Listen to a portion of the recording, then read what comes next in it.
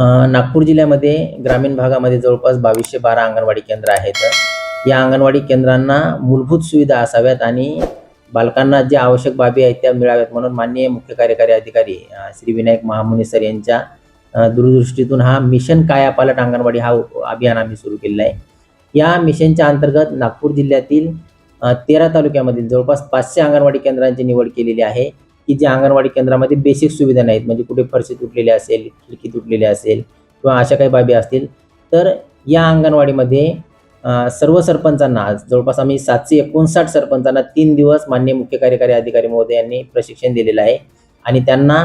महिला बाल कल्याणचा 10% निधी असेल किंवा CSR फंड असेल किंवा वित्त आयोगांचा निधी असेल, हा निधी वापरून त्याच्यामध्ये त्यांच्या अंगणवाड्यांचा कायापालट करायचा आहे. तर ह्या कायापालट करताना प्रामुख्याने 5 बाबीवर आम्ही लक्ष केंद्रित केलेलं आहे की एक किरकोळ दुरुस्ती केल्याच्या नंतर त्या अंगणवाडी केंद्राची सुंदर अशी रंगरंगोटी करणे, त्या अंगणवाडी केंद्रामध्ये बालकांसाठी बालस्नेही शौचालय असणे, पिण्याचे स्वच्छ पाणी असणे, अंगणवाडी केंद्राला विद्युत कनेक्शन असणे आणि गॅस कनेक्शन असणे, म्हणजे ज्या मूलभूत बाबी जर केल्या